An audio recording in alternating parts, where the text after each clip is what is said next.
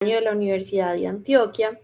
Y esta charla está diseñada obviamente con todo lo que está basado en la evidencia, pero principalmente en la guía americana, ¿sí? Que es la última actualización que tenemos y que incluye desde la parte inicial, desde todo el enfoque y obviamente también todo lo que vamos a hacer desde el manejo en las unidades de cuidado, tanto intermedio como intensivo, porque realmente es una patología que puede estar dentro de una a otra, como quizás ustedes vieron en la primera charla de este bloque de cuidado crítico pediátrico.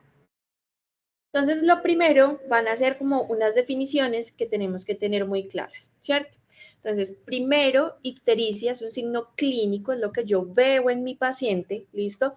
Y este se refiere a la coloración amarilla de piel y mucosas que está causada por la fijación de justamente esa bilirrubina en el tejido graso subcutáneo. Entonces, eso es lo que nos va a llevar a que, por ejemplo, un neonato pues tenga esta coloración. Y se observa principalmente, o uno puede empezar a ver estos cambios cuando los niveles de bilirrubina son iguales o mayores a 5 a 7 miligramos de decilitro. Entonces ya uno más o menos va haciendo cálculos, uno dice como que, ay, bueno, este niño como que empezó en la carita, ya voy haciendo cálculos de que puede tener esto. Igual vamos a ver más adelante y ahondar un poco más en la clínica. Y ya cuando yo hablo de hiperbilirrubinemia, es el aumento en los niveles de bilirrubina total, obviamente niveles séricos. Y esta la definen como mayor de 2 miligramos de decilitro. Vamos a hacer un pequeño repaso de todo lo que es el metabolismo de esta bilirrubina. Realmente pues es como algo grande, pero como para que lo tengamos presente porque de parte o digamos como una porción de esto pues nos va a llevar a poder comprender ciertos trastornos genéticos que me pueden llevar a una hiperbilirrubinemia y que a mi paciente se torne ictérico. Entonces, lo primero que tenemos que recordar es que esta bilirrubina proviene, ¿sí? O digamos que su principal precursor, entre comillas, pues llamándolo así, pero van a ser los glóbulos rojos, ¿cierto? Y esto es cuando sufren hemólisis o por hemoproteínas, ya cuando yo estoy haciendo una degradación o estoy haciendo el metabolismo normal de un eritrocito, va a generar que este grupo M, por medio de la hemoxigenasa, ¿listo? Genere biliverdina. Esta biliverdina, por la biliverdina reductasa, va a pasar a convertirse en una bilirrubina, que es una bilirrubina que está, por así decirlo, como suelta, que va a ser la bilirrubina indirecta, y esta bilirrubina libre, ¿listo? Es la que tiene el potencial de poder pasar a cerebro y con todos los daños que esto puede acarrear, especialmente en el periodo neonatal. Y tenemos la bilirrubina que se une a la albúmina y que fácilmente va a entrar en todo ese metabolismo a nivel del hígado. Entonces, la bilirrubina ya por medio de la UGT A1A1 va a, digamos que transformarse a lo que denominamos como una bilirrubina conjugada, ¿cierto? Y esta bilirrubina conjugada es la que se va a almacenar en vesícula y que se va a secretar a nivel ya gastrointestinal para todo el metabolismo de ácidos grasos. Pero a nivel intestinal vamos a tener que esta bilirrubina conjugada por medio de la beta-glucuronidasa también va a sufrir un nuevo proceso a una bilirrubina que va a ser no conjugada. Y ahí es donde hace o nuevamente un paso enterohepático, ¿listo? Como lo vemos acá, que nuevamente se puede unir albúmina e entrar nuevamente a este metabolismo, o que finalmente pues ya se excrete en lo que vamos a ver como el urobilinógeno o el estercobilinógeno, que le da la coloración tanto a las heces como a la orina. ¿Listo? Entonces, teniendo claro como a grandes rasgos cómo funciona este metabolismo, pues ya nos vamos a ir metiendo específicamente en el tema neonatal. Entonces, vamos a empezar con la clasificación. Y realmente es que ictericia puede tener varias clasificaciones, ¿cierto? Pero vamos a empezar con esta. Y es que yo puedo decir que un bebé puede tener una ictericia fisiológica o una ictericia patológica. Entonces, cuando yo estoy hablando de una ictericia que denomino como fisiológica, ¿sí? Las principales causas van a ser que los neonatos tienen una renovación de glóbulos rojos que va a ser mucho más rápida respecto, por ejemplo, a los niños mayores o obviamente de la edad adulta, ¿sí? Entonces, estos glóbulos rojos tienen una menor vida media. Adicional a esto, el hígado aún es inmaduro, ¿sí? Para metabolizar la bilirrubina como vimos en la gráfica anterior. Entonces, esto quiere decir que vamos a tener una mayor disponibilidad de esa bilirrubina indirecta, estando libre ahí en la circulación. Y también vamos a tener que hay un aumento en la circulación enterohepática. Entonces, esa bilirrubina que nuevamente pasó a ser no conjugada o indirecta a nivel intestinal, pues va a estar más fácil, ¿sí? Nuevamente, en todo lo que va a ser la porción sérica para volver a entrar a ese mecanismo o a ese metabolismo hepático. Entonces, ¿qué es importante? Que miren que todos estos mecanismos que les hablé, me está hablando de que es una bilirrubina que es no conjugada, es decir, indirecta. El hecho de que yo encuentre una hiperbilirrubinemia directa, ya de entrada lo está catalogando como que no es fisiológica y que debo estudiarla. Y la duración, vamos a ver que tiene un pico entre las 48 a 96 horas, ¿sí? Que va a ser pues como el tiempo en el que yo espero que el bebé pueda estar más ictérico, y la resolución entonces también va a depender de la edad gestacional. ¿Por qué? Porque en los recién nacidos pretérmino yo voy a tener que todos estos mecanismos fisiológicos están más aumentados. Entonces este recién nacido pretérmino va a tener mayor inmadurez, ¿sí? Y puede tener incluso un aumento de esa circulación enteropática. Entonces, en los pretérminos, como ustedes ven en la diapositiva, puede durar incluso hasta 2 a 3 semanas. Pero que es importante, que en los recién nacidos pretérminos vamos a ver que esos umbrales para ictericia o para hiperbilirubinemia, perdón, van a ser mucho más bajos. Entonces, ¿por qué? Porque son más susceptibles de daño neurológico. Entonces, vamos a ver que con ellos, pues uno sí tiene que tener especial cuidado antes de decir, no le hagamos nada, no pongamos cuidado, simplemente es que es fisiológica, ¿listo? Entonces, eso hay que tenerlo muy claro.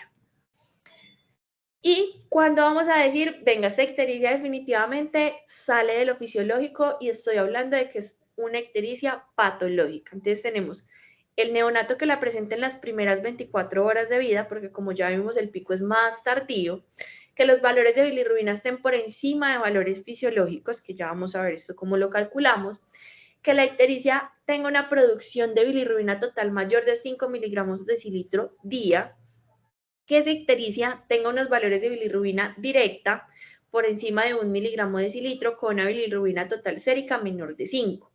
O si yo, por ejemplo, la tengo, o que sea mayor del 20%, sí, también es mayor de 5. ¿Listo? Entonces, eso también hay que tenerlo presente, lo que les comentaba. Siempre debe ser a expensas de indirecta. Si yo lo encuentro que está a expensas de la directa o con un valor por encima de estos, es patológica.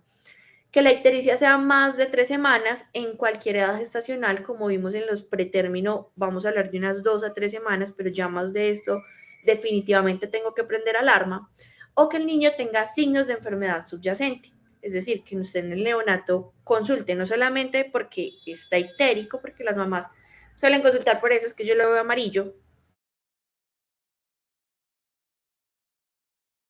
vomito,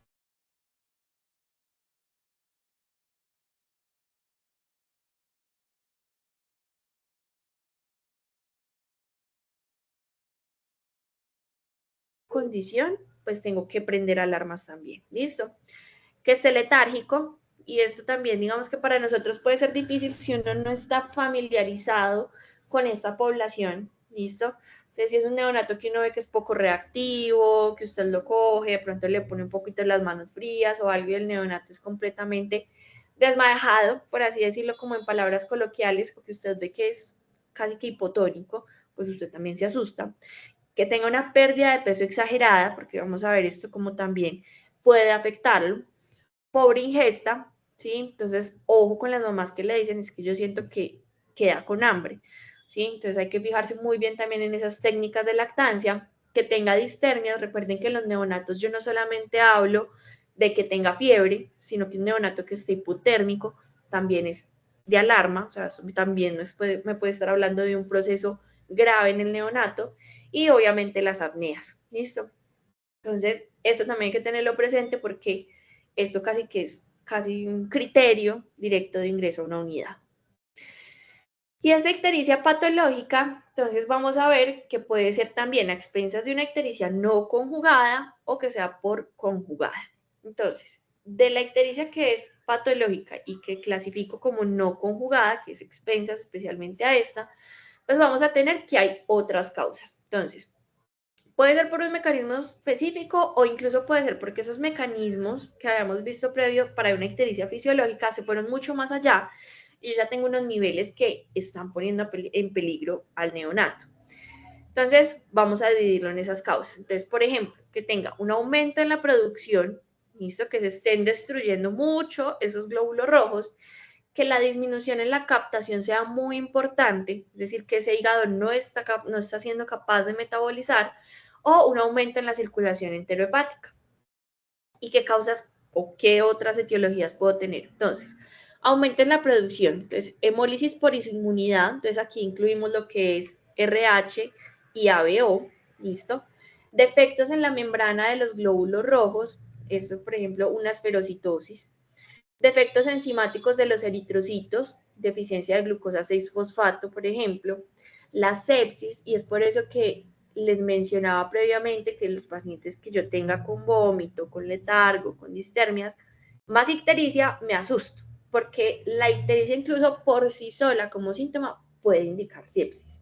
Entonces, también hay que ponerle cuidado a eso. Policitemia, recordemos que los recién nacidos pueden tener un alto recuento de eritrocitos, ¿listo? Que incluso pueden llegar a unas hemoglobinas que uno puede ver entre 18 y 19 aproximadamente. Cefalomatomas, entonces alguna colección que yo sé que en algún punto va a empezar a hacer hemólisis y esa hemólisis aumentada, como habíamos visto, pues me va a dejar también unos depósitos de bilirrubina por ahí volando que obviamente pueden pasar al cerebro y con todo el daño que este puede acarrear. Bebés macrosómicos con mamá que tuvo diabetes gestacional también tienen mayor policitemia y por ende mayor riesgo, o pacientes que tengan una eritropoyesis ineficaz. ¿Listo? Entonces, de los pacientes, por ejemplo, con antecedente, una mamá RH negativo, vamos a ver también cómo se hace todo este enfoque, pues van a ser, digamos, como los que tienen más peligro. Esos son los pacientes que más rápido me pueden llegar a unos niveles de bilirrubinas que sean tóxicos y que tengan alto riesgo de neurotoxicidad para el paciente. Sin embargo, los pacientes que tengan incompatibilidades ABO también pueden tener riesgo, si bien no es lo más común que esto los lleve, por ejemplo, a inestabilizarse de esta forma o que tengan tanto riesgo, pero sí lo pueden hacer. En la unidad hemos tenido varios pacientes, entonces tampoco es, digamos, como de dejarla de lado. Que es importante también acá, que muchas veces nos hablan como del enfoque en el que la mamá RH negativo, que no ha tenido, pues, digamos, ninguna gesta, que no ha tenido abortos, etcétera, pues se considera que no ha tenido, pues, que no ha hecho anticuerpos aún, ¿cierto? Pero incluso vamos a ver que en el enfoque de la Academia Americana, pues ellos a veces no se fijan tanto en eso, o sea, sí se fijan, pero lo ajustan con otras preguntas adicionales para definir que ese paciente no tiene riesgo. Es decir, yo no me quedo solamente con eso, sino que también tengo que poner cuidado a esas otras preguntas porque obviamente pues eso es seguridad del paciente. Y para la incompatibilidad de ABO, ¿listo? Entonces, es recordar que es una mamá O positivo con un bebé que sea con otro grupo, ¿listo?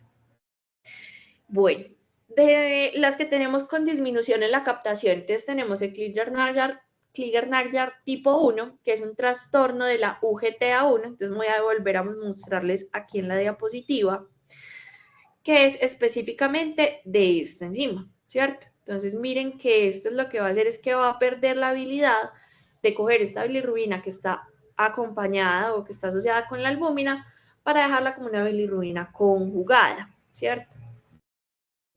Entonces, voy a tener el tipo 1 que va a ser severa, en esta pues definitivamente casi que no hay nada de funcionamiento de esta, y en el tipo 2 que está presente la enzima, pero es de baja actividad y realmente pues puede tener manifestación obviamente, pero no va a ser tan severa como la tipo 1. O sea, estos pacientes sí son compatibles con la vida, casi que el tipo 1 son pacientes que tienen alta mortalidad. Y este tipo 2 puede responder al manejo con fenobarbital, porque el fenobarbital es un fluidificador de la bilis.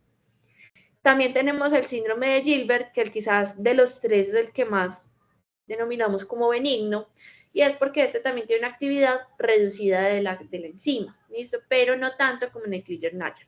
Entonces, estos pacientes especialmente pueden llegar a la vida adulta sin dificultades, solamente que en ciertos periodos pueden tener, digamos, como mayores manifestaciones cuando se satura aún más o cuando esta enzima pues tiene mayor trabajo, por así decirlo.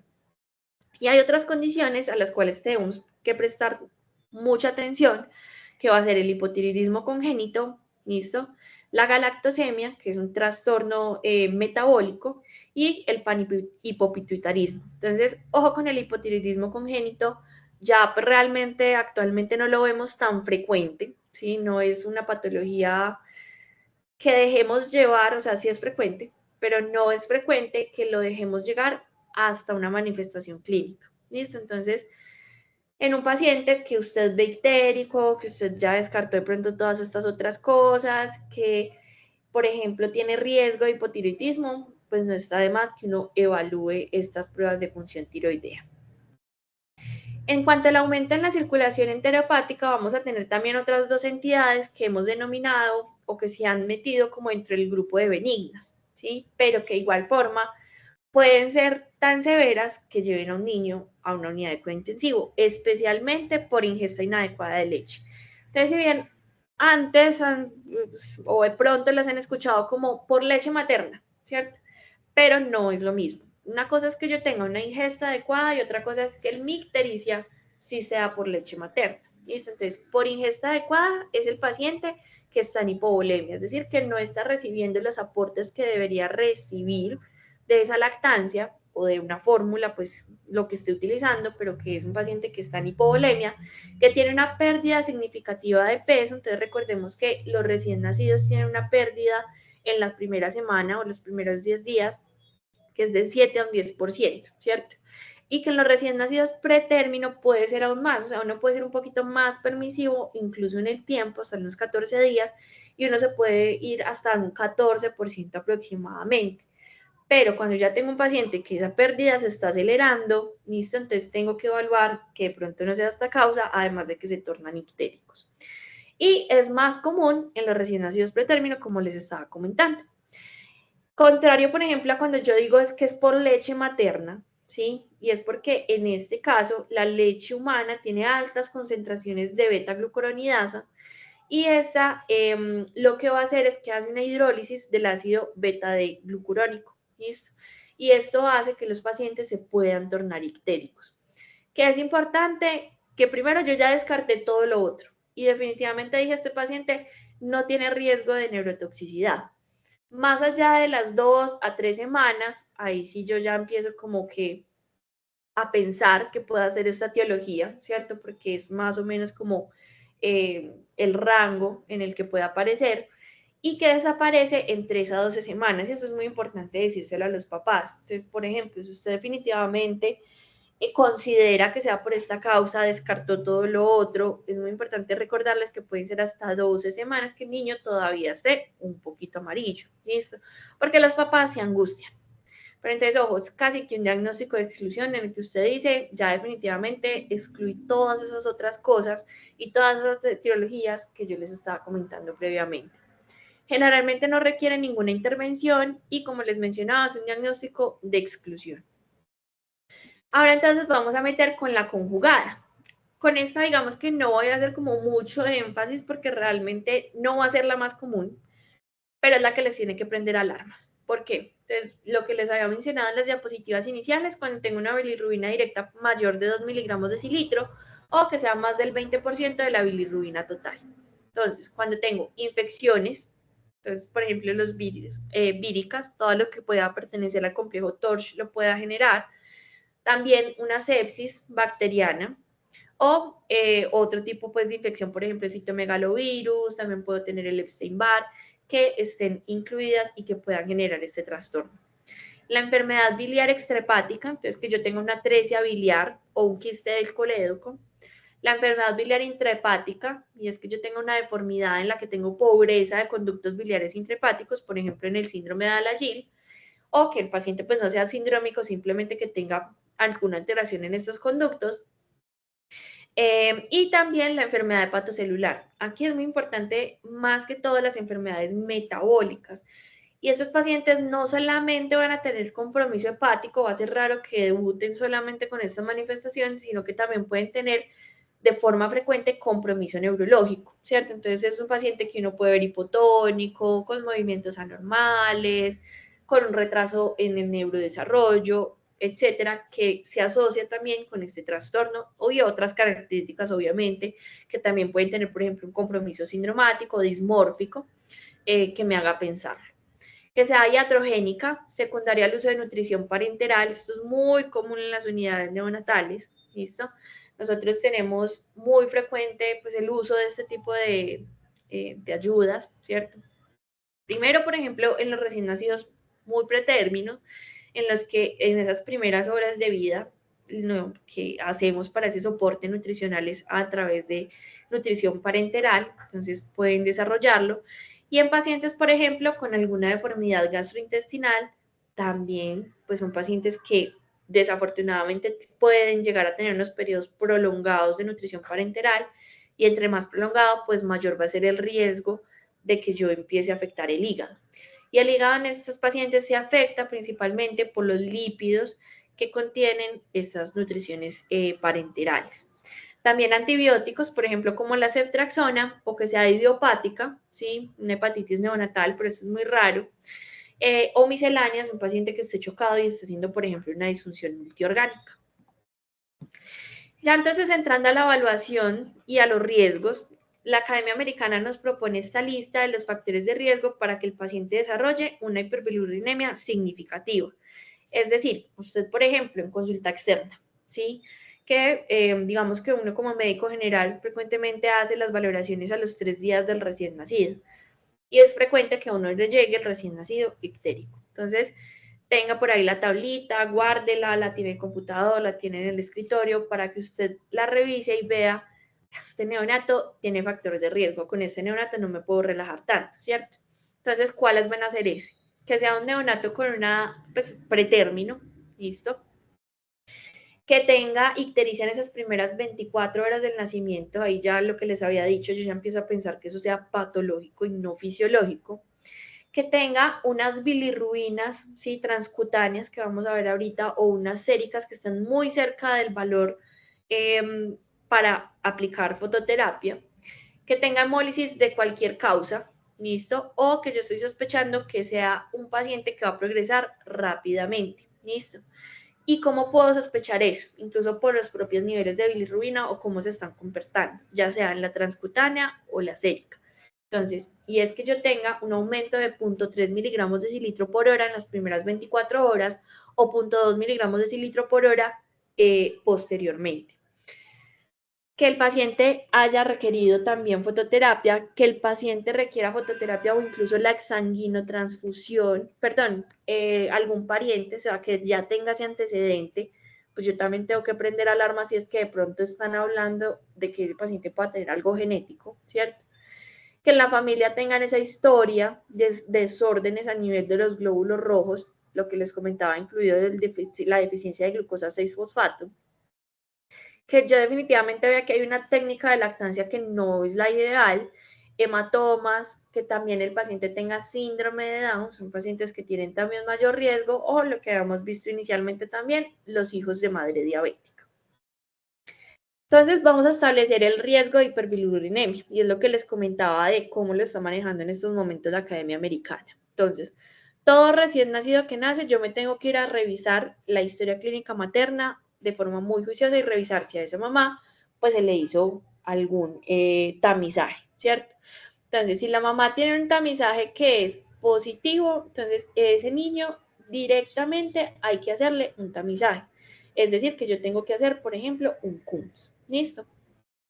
¿Y qué es positivo? Pues que esa mamá yo definitivamente encontré que tiene anticuerpos, ¿sí? Aquí pues obviamente hablando de que sea una mamá RH negativo. Entonces, a ese bebé le tengo que hacer un CUMS y de una vez también tengo que hacer la hemoclasificación. Si el paciente tiene un CUMS positivo, tengo que irme a revisar estas preguntas. Entonces, aquí es lo que yo les decía al inicio de la charla, que no es solamente verificar si esa mamá sí tuvo o no tuvo contacto como para haber estado inmunizada. Entonces, lo que voy a hacer es, porque aquí es, por ejemplo, pues ellos acá no lo dejan pues como descrito, pero es mamá que, por ejemplo, si hizo el control o si no hizo control, definitivamente pues a ese neonato le tengo que hacer CUMS y le tengo que hacer hemoclasificación. Entonces, primero, y es que si el paciente, por ejemplo, yo sé que ese CUMS puede salir positivo porque la mamá recibió anti-D. Si la mamá recibió anti-D y el CUMS es positivo, yo digo, listo, no pasa nada, probablemente es por eso. Que la mamá, obviamente, haya recibido el anti-D durante la gestación y que la mamá, pues obviamente yo sé que no tuvo contacto. Entonces miren que son 3 preguntas, no solamente saber si tuvo ese riesgo de inmunización o no. Luego entonces, con el niño voy a evaluar si tiene factores o no de neurotoxicidad y debo evaluar también si pues cómo están las bilirrubinas. Entonces, ¿cómo lo puedo hacer? ¿Transcutáneas o séricas? Esto lo vamos a evaluar pues más adelante y se puede hacer un esquema inmediato, es decir, tomarlas apenas el niño nace. Luego se hace cada 4 horas por 2 veces y luego cada 12 horas por 3 veces. ¿Listo? Y ya vamos a ver cómo sigue el algoritmo. Entonces, eso es muy importante porque probablemente es lo que uno como médico general le vaya a tocar en esa atención del parto. Entonces, primero, revisar muy bien la historia clínica materna. Entonces, mamá se hizo anti-D, mamá tiene pruebas de CUMS, ¿sí? Entonces, ¿cómo están? ¿Está positivo? De una tengo que ir a hacerle todo a la mamá. No se hizo ningún screening, tengo que ir a también evaluar al bebé. ¿Cómo está el CUMS del bebé? ¿Cómo está mi clasificación? ¿Bebé está positivo? Me hago las siguientes preguntas. ¿Será que se recibió anti-D y que la mamá la haya recibido y que definitivamente descarte que no haya tenido contacto? Si alguna de esas preguntas es negativa, entonces sí o sí tengo que meterlo al esquema de medición de bilirrubinas. Este es un apartado que tiene la guía, incluso justo después de hacer ese esquema inicial, y es la alimentación en estos neonatos. Y es que la lactancia materna no está contraindicada. El neonato debe recibir alimentación en la primera hora de vida y debe recibir alimentación mínimo 8 veces cada 24 horas. Entonces, la idea es que uno no restrinja, ¿listo? De pronto, pues puede pasar que se encuentren con médicos que de pronto la restrinjan porque piensen que va a haber algún problema porque esa mamá sea negativo, etcétera, pero realmente son niños que deben recibir lactancia materna. Y acá también les dejé como los signos de amamantamiento adecuado, como para esos primeros momentos, y es que el niño tenga una diuresis adecuada, que tenga deposiciones de transición, esto sí es más adelante, lo de la pérdida de peso, ausencia de molestias maternas y que la deglución sea audible y que aumenta el volumen de leche de la mamá. Esto digamos que más posterior, pero de igual forma aplica. Entonces, ahora sí, ya nos vamos con la evaluación clínica del neonato. Entonces, ya hice como esa evaluación inicial en la que yo digo, con este neonato me asusto, con este neonato puedo estar más tranquila. Ahora viene la clínica. Entonces, primero, la coloración itérica de la piel se puede evaluar después de la presión digital y nosotros lo hacemos especialmente a nivel central, no tanto, digamos, como un periférico, sino más central. Es decir, como en la frente, en la naricita o acá en el nivel o en el pecho es lo más común que hacemos. También se puede evaluar en la mucosa bucal, gingival o conjuntival y suele progresar de forma cefalocaudal. Primero se pone ictérico en la cabeza y va bajando.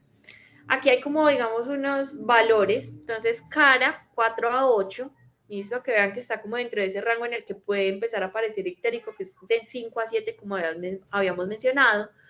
Todo el cuerpo, incluido palmas y plantas, es mayor de 15. Y digamos que también en la literatura previa se habla de que cuando yo ya tengo un compromiso de palmas y plantas, eso me habla de gravedad. Entonces ahí usted también se asusta y usted dice, este neonato lo tengo que hospitalizar. Cuando hay pigmentación en escleras, también se debe presumir que el paciente tenga unos niveles elevados. Y usted definitivamente también se tiene que asustar si ese neonato está pálido, listo, y que haya tenido además, por ejemplo, algo que le haga pensar que esté haciendo hemólisis, hemorragia o cefalohematoma porque es lo que ya vimos, lesiones en piel o equimosis porque entonces empieza a sospechar que sea otra cosa, y hepatoesplenomegalia. ¿Listo? Entonces, esos son como ya casi que signos de alarma de pensar, uy, venga, esto no va ni en fisiológica, ni dentro de las que hemos visto que puedan ser más comunes patológicas, sino pensar en otras cosas que pueden estar sucediendo.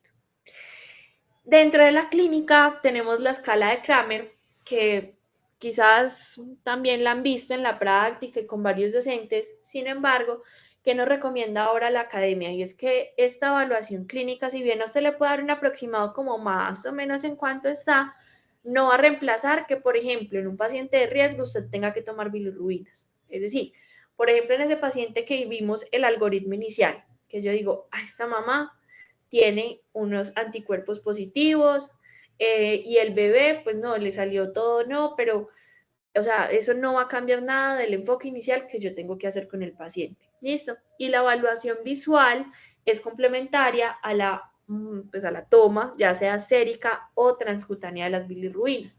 Entonces, nunca va a reemplazar. ¿Listo? Entonces, el hecho de que usted encuentre, por ejemplo, no es que solo es tan cara, pero tiene factor de riesgo, no importa, se le tiene que tomar. ¿Listo? O sea, eso no va a evitar que usted tenga que hacer el screen adecuado del paciente. Entonces les he hablado mucho de la evaluación transcutánea, ¿listo? Y este es el llamado Bilicheck.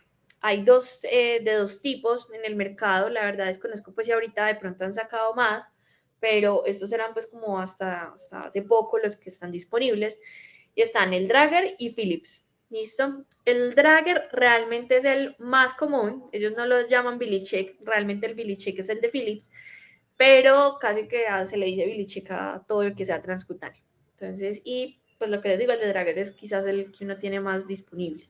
Es muy fácil de usar, ¿cierto? No necesita pues ningún entrenamiento especial.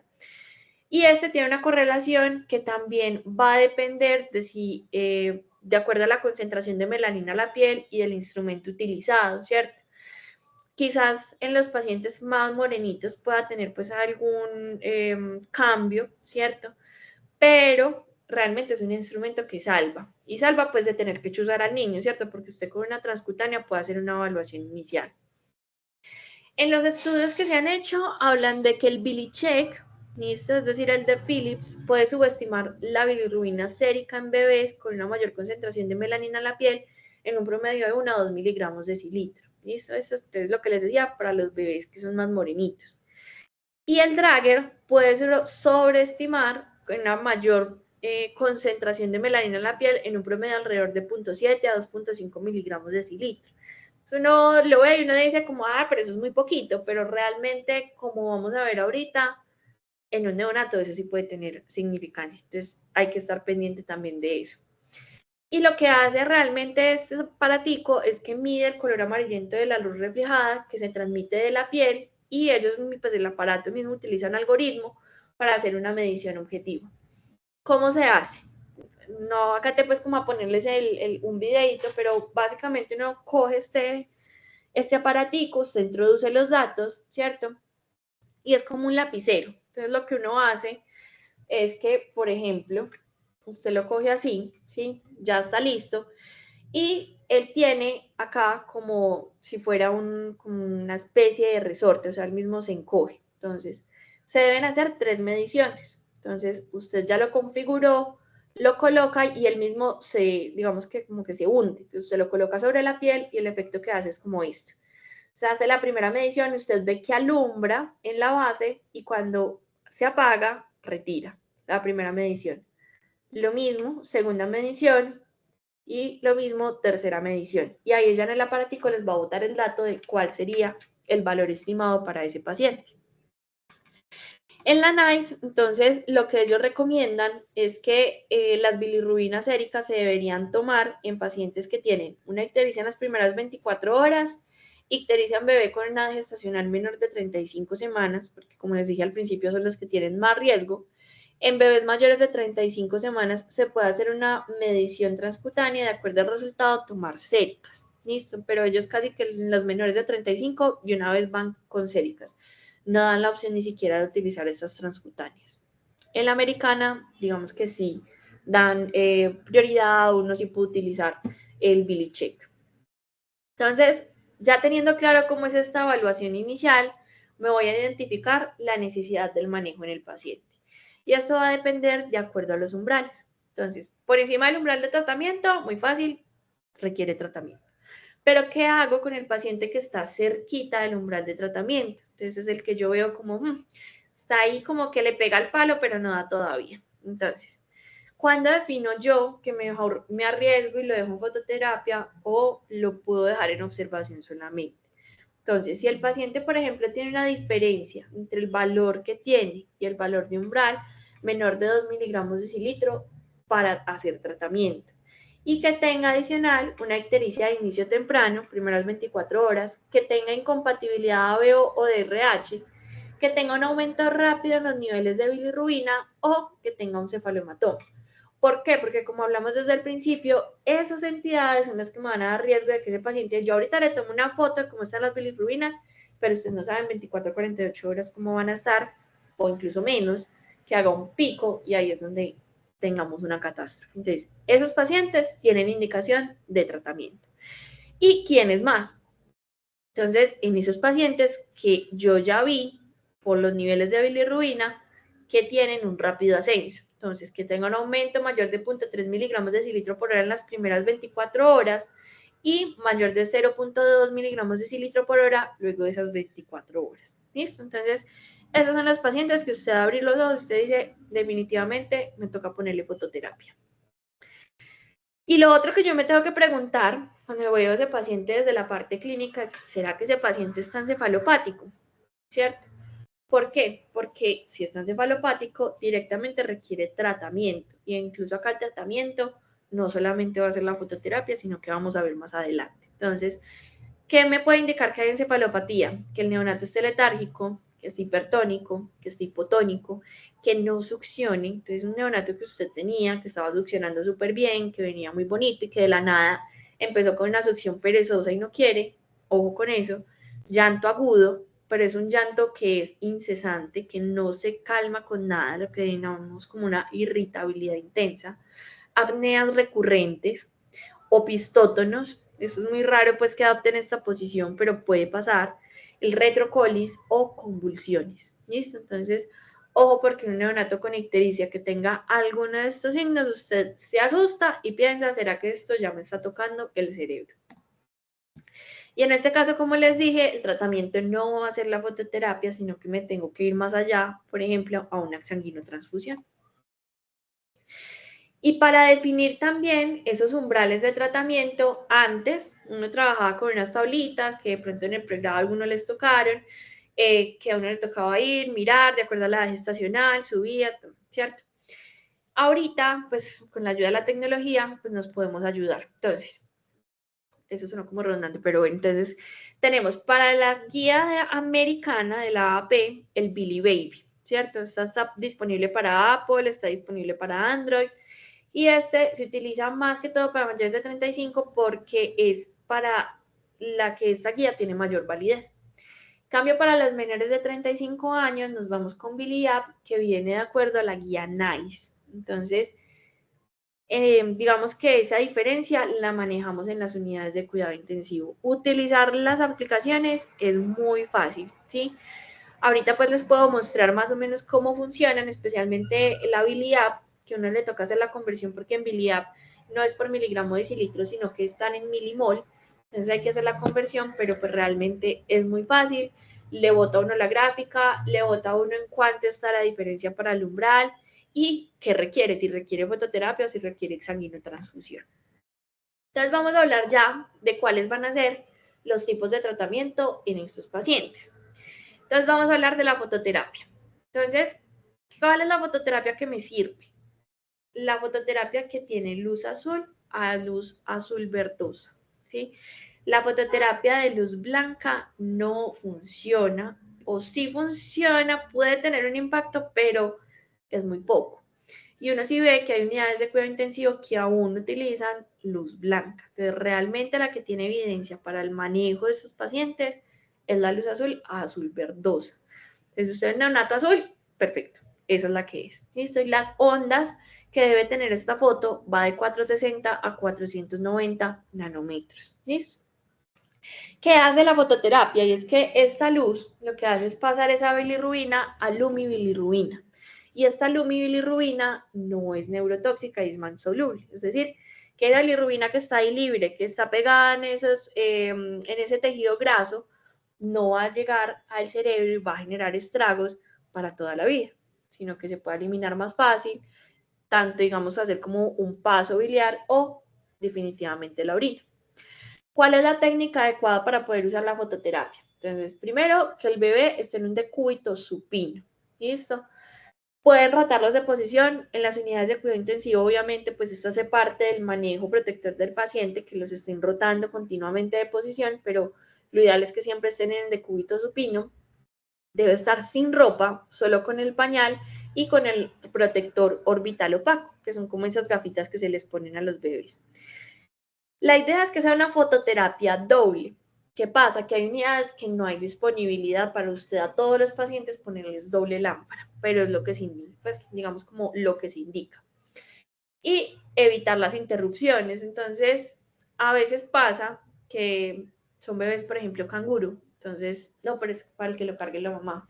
Y obviamente el canguro es lo ideal, todo, pero pues en este caso en el que yo quiero evitar que tenga un daño cerebral, pues no puedo sacar al bebé de la incubadora. Entonces, idealmente, tratar de interrumpir al máximo esas interrupciones. ¿Listo?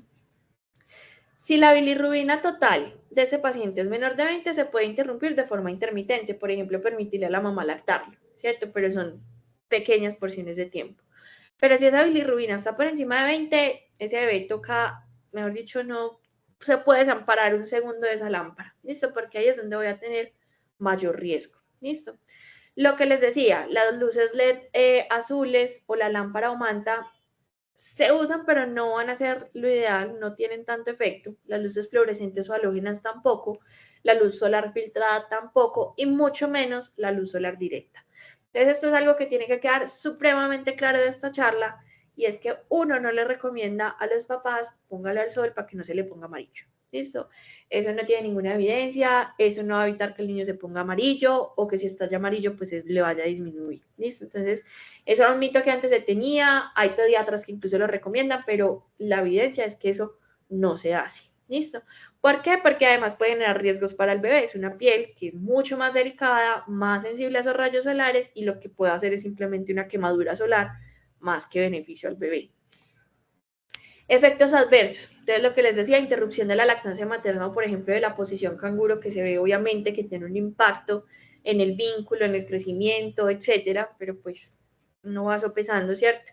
Y el síndrome de bebé de bronce, y es que literal se broncean, pero pues eso es muy raro, muy, muy raro, pues la verdad nunca me ha pasado ver un neonato en esa condición. Se ha asociado con la posibilidad de desarrollar convulsiones a largo plazo, con la posibilidad de desarrollar cáncer infantil o incluso defectos retinianos,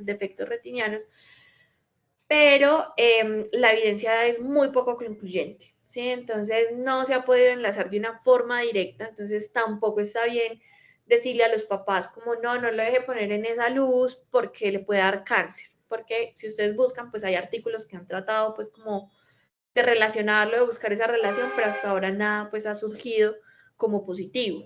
Entonces hay que tener mucho cuidado también con esa información que se les da a los papás. Y esos bebés, lo que se me había olvidado comentarles, los que hacen este síndrome del bebé bronce, generalmente son bebés que tienen hiperbilirubinemia mixta, ¿cierto? Los niños pueden tener un color marrón grisáceo oscuro, no solamente en la piel, sino también en la orina, no habla de mayor toxicidad y realmente se quita solito, ¿sí? O sea, no hay que hacer nada, simplemente tranquilizarlos, saber de que fue por eso, obviamente que no es otra cosa, y no pasa nada adicional.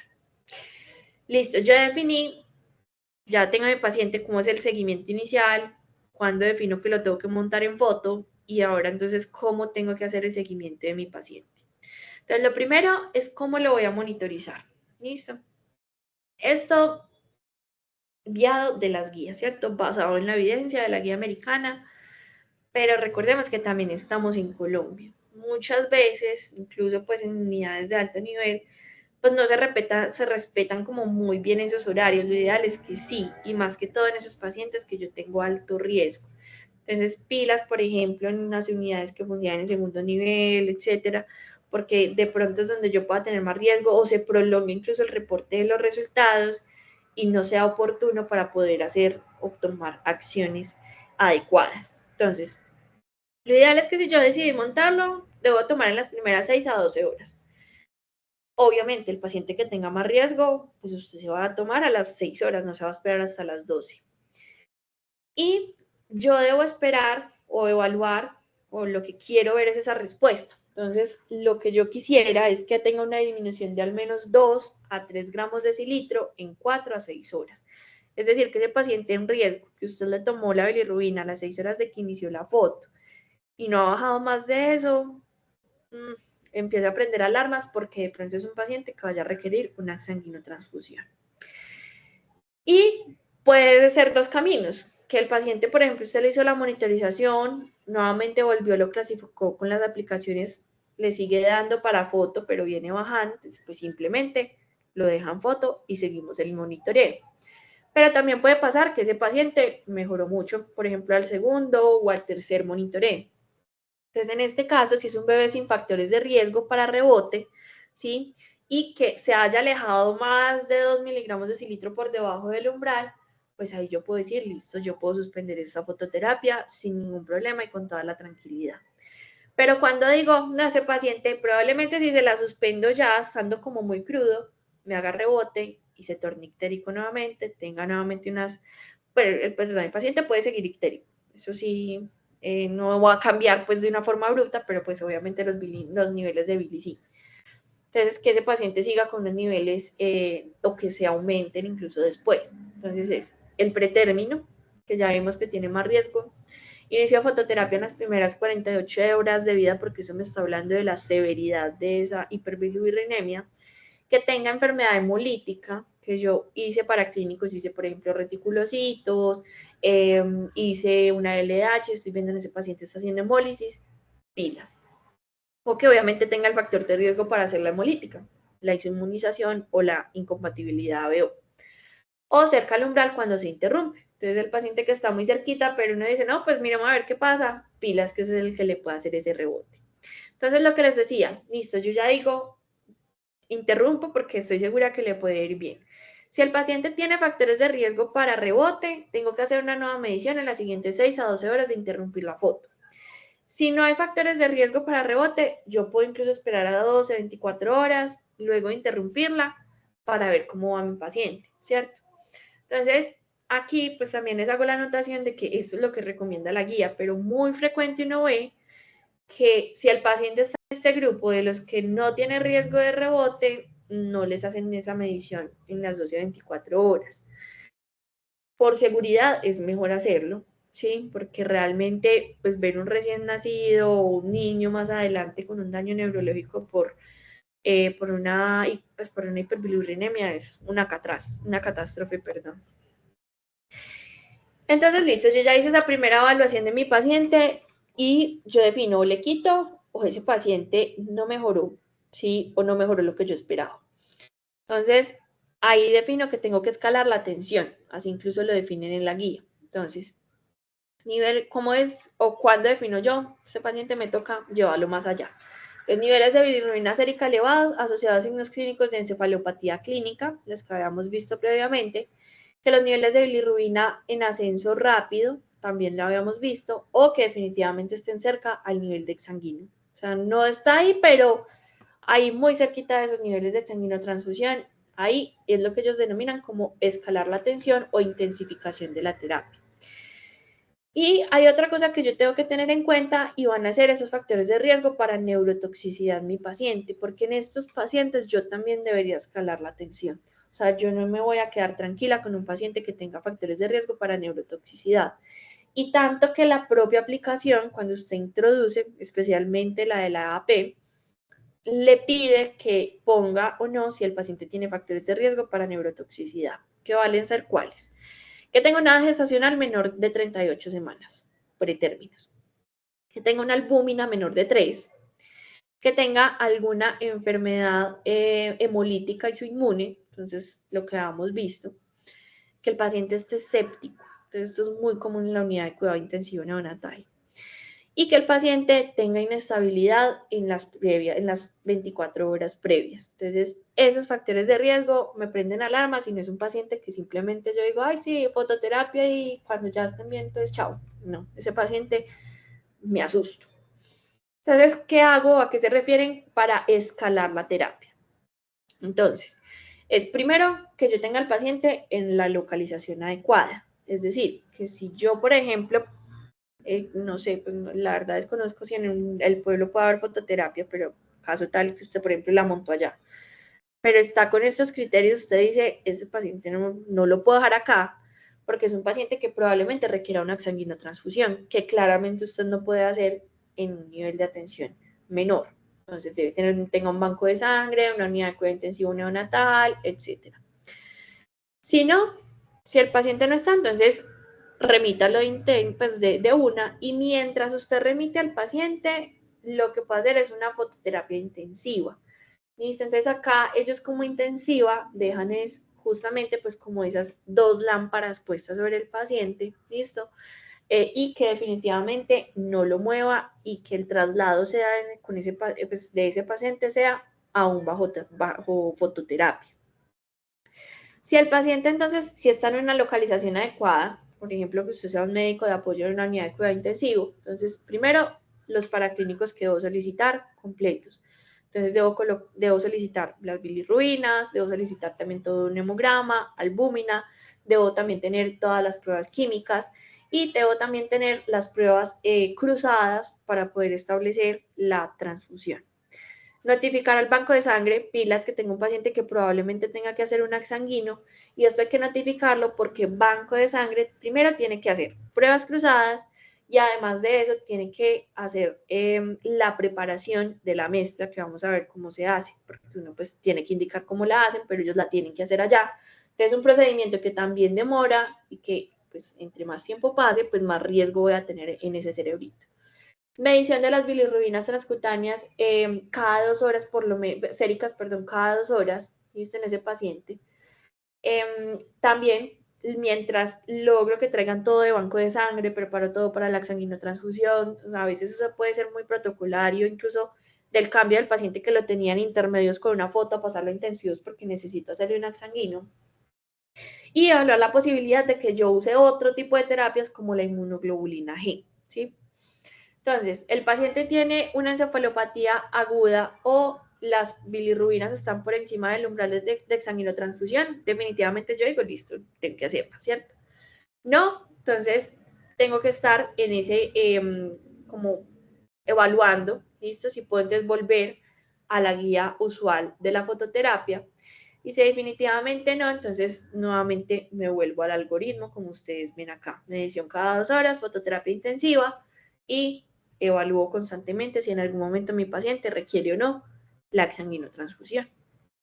Les hablé entonces de la inmunoglobulina, pero miren la evidencia, sí, es grado C. Entonces realmente no es tampoco como una terapia de primera opción, ¿cierto? La dosis que recomiendan es de 0.5 a 1 gramo kilo durante 2 horas y es principalmente para ese paciente con una enfermedad hemolítica o inmune.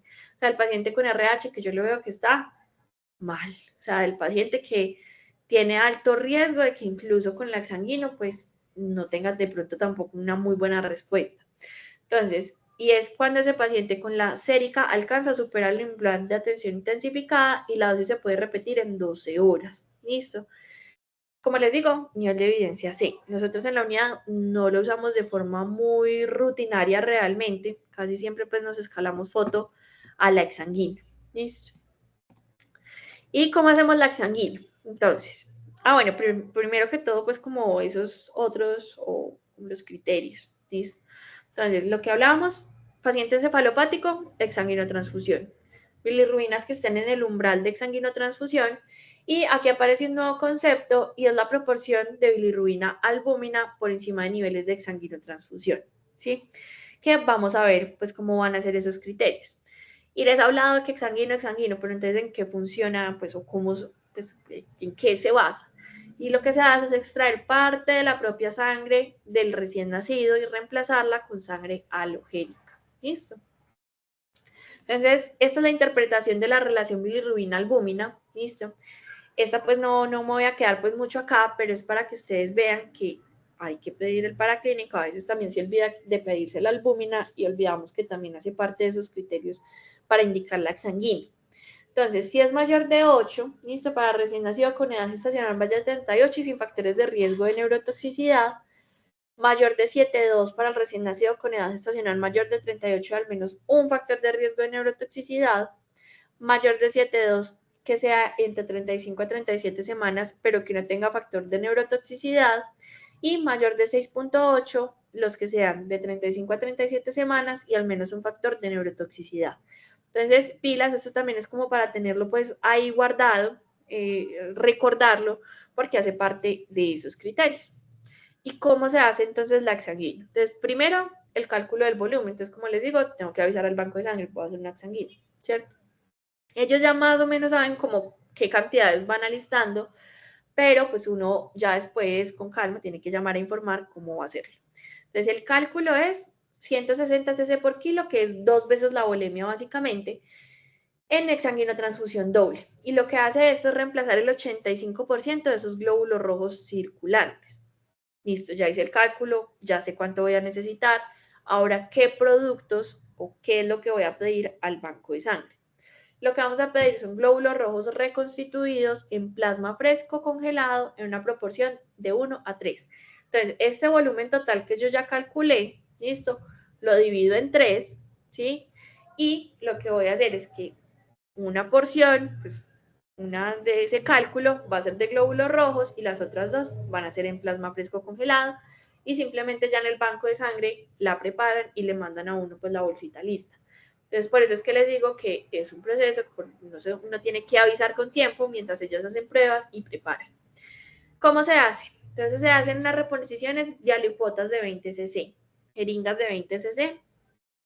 Es un procedimiento que es largo, que puede ser un poquito tedioso, y que aquí viene implícito que usted necesita un catéter o una vía de acceso, dos, pues digamos, caso tal, para poder hacerla. Entonces, puede utilizar un catéter umbilical sin ningún problema, puede ser un venoso, ¿sí? Que digamos es como el más fácil de canalizar y que tiene muy buen retorno, ¿listo? Sí, puede hacer también por un arterial, dificulta un poquito más porque el calibre es más delgado, obviamente más resistencia, pero se puede hacer también caso tal de que uno ya no tenga el venoso. Y por catéteres, especialmente uno prefiere, digamos, como un calibre mayor, ¿cierto? Pero en neonatos pues es difícil también. Entonces a veces pues se utilizan los PIC, que son centrales de vía periférica, pero entonces en ese caso pues puede volver un poquito más tedioso porque son catéteres que son más largos, y al ser más largo y menor calibre tengo mayor resistencia. Entonces lo ideal en un mundo ideal pues sería tener el umbilical, es lo más fácil realmente, pero se puede hacer en cualquier acceso que le permita hacerlo. Entonces, ¿cómo se hace? El paciente sí o sí tiene que estar en una unidad de cuidado intensivo porque tiene que estar monitoreado de forma continua, cardiorrespiratorio, con oximetría de pulso, no necesita tener pues, oxígeno suplementario, pero sí tiene que estar monitorizado, y también con monitoreos de la presión arterial cada 15 minutos durante el procedimiento, y se deben ir anotando. Entonces siempre todo el procedimiento hay que anotarlo, mínimo se requieren 3 personas, ¿listo?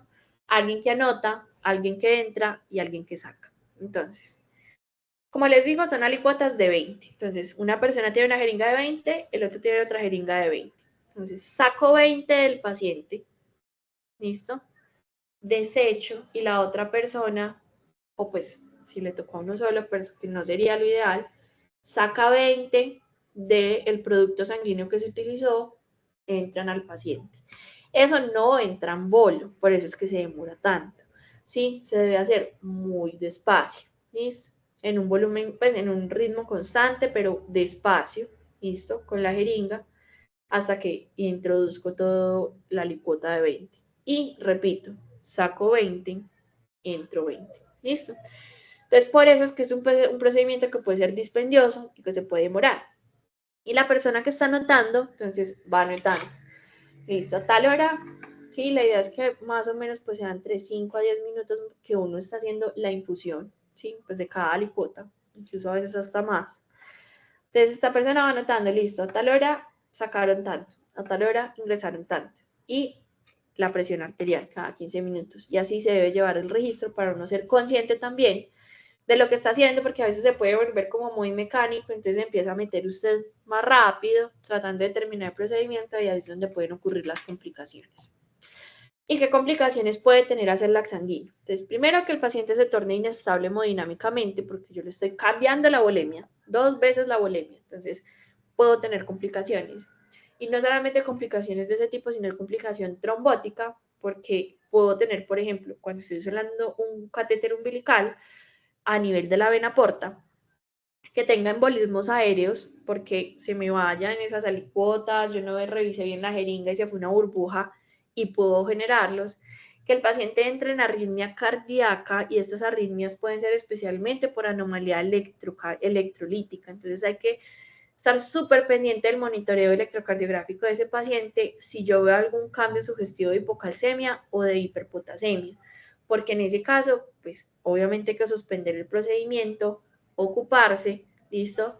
Y evitar que el paciente entre en una parada cardíaca. Puede llevar al paciente a una sobrecarga de líquidos, que haga un edema de pulmón, por ejemplo, que es, digamos, como de lo más grave que pudiese ocurrir. Anemia por extracción excesiva de sangre con hemólisis concurrente, entonces el paciente que está hemolizando en forma, que tras de todo pues yo le estoy sacando y que, no sé, de pronto incluso haya hecho mal el cálculo, yo no estoy reponiendo de forma adecuada lo que tengo que pasarle o en el tiempo en que debo hacerlo, y el paciente se deteriore también hemodinámicamente. Complicaciones asociadas al catéter, por ejemplo, si no es umbilical, sino un PIC, que es extravase, o que tenga una infección asociada a ese catéter por el uso, etcétera, también está, pues digamos, como relatado. Infecciones transmitidas por la sangre, no es común, obviamente, ya por los bancos de sangre seguros que tenemos, pero puede pasar. Que el paciente tenga una enterocolitis necrosante está dentro de los factores de riesgo. No es tampoco lo más común, pero entre más pretérmino, más riesgo va a tener.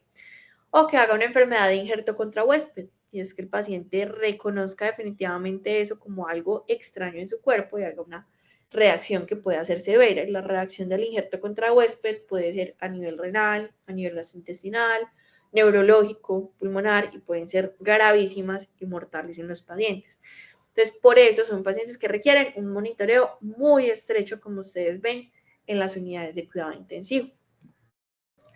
Luego del procedimiento, listo, terminamos. Inmediatamente tengo que hacer medición nuevamente de electrolitos y miren que acá lo dejan antes, durante y después. Es decir, que una de esas muestras que estoy sacando va al laboratorio de una vez. Hemograma completo antes y después. Medición de estudios de coagulación también antes y después, que obviamente pues si es un paciente que también tiene alguna otra alteración, pues pilas porque lo que puedo estar haciendo es una iatrogenia. Y tengo que hacer bilirrubinas séricas post y a las 6 horas. Entonces terminé el procedimiento, inmediatamente tomo todas las muestras para estos paraclínicos y van con bilirrubinas. Y a las 6 horas nuevamente debo evaluarlo. Obviamente en todo ese transcurso de tiempo el paciente está bajo fototerapia. ¿Listo? Y ya finalmente, entonces, para ir concluyendo, cuando yo digo, listo, este paciente que ya pasó por todo esto, de pronto solo recibió la fototerapia y pude descontinuarla, o el paciente definitivamente requirió exsanguino, pero solo fue una y pude sacarlo de la unidad. Entonces, este es un algoritmo que ellos nos dejan como del paciente que no recibió fototerapia.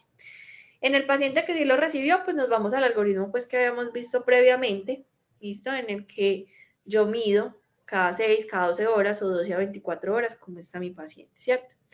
Entonces, no recibió fototerapia. Entonces, yo voy a hacer una medición transcutánea, también puede ser sérica, luego de 12 horas, y determino, ¿será que mi paciente entonces está cerca del umbral de fototerapia o tiene algún riesgo de neurotoxicidad?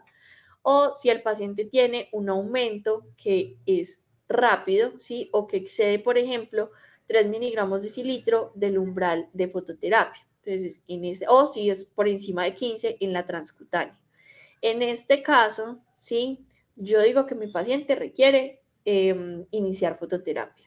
Si no, entonces yo ya me voy a evaluar de acuerdo a los niveles y a la edad de mi paciente. Entonces, si está entre punto 1 y 1.19, pero es menor de 24 horas, mejor espere, tómele unas séricas en 4 a 8 horas para estar seguros. Más de 24 horas, medir en 4 a 24 horas y las opciones pueden ser que usted incluso lo coloca y considere la fototerapia, que se pueda hacer una fototerapia en casa. Esto es más que todo, obviamente, en otros países. países desarrollados, en Estados Unidos sí se usa. O que se vaya sin fototerapia, usted tampoco le hace fototerapia a la unidad, pero con una vigilancia muy estrecha. Entre 2 y 3.4 miligramos de cilitro, independientemente de la edad gestacional, nuevamente tiene que hacer unas bilirrubinas séricas y transcutáneas en 4 a 24 horas. Entre 3.5 a 5.4, también independiente, nuevamente una medición en 1 a 2 días. 5.5 a 6.9, entonces ahí ya pues digamos va a depender también del tiempo en el que yo di salida, ¿cierto? El seguimiento lo puedo hacer en 2 días y puede ser sérico o puede ser transcutáneo de acuerdo al criterio clínico. También la evaluación, digamos, ellos proponen que si es más de 72 horas, pues incluso uno ya podría simplemente con criterio clínico evaluar si requiere algún otro paraclínico. Y si está por encima de 7 y la salida fue menos de 72 horas, hay que hacer un nuevo seguimiento en 3 días, ¿listo? Puede ser con medición transcutánea, medición sérica o de acuerdo pues al criterio clínico. Y si es más de 72 horas, simplemente con criterio clínico. Y pues digamos que eso es como la parte que les tenía preparada de ictericia neonatal. Quedo pendiente a cualquier pregunta, cualquier inquietud. Esto es un tema pues que realmente es amplio, ¿cierto? Pero que es muy importante pues uno conocer por lo menos como el enfoque inicial y de no dejar ir a un paciente que requiera una atención especializada y que, como les digo, pues tenga un desenlace fatal, por ejemplo, a nivel neurológico, que es quizás lo que más nos asusta. Muchas gracias.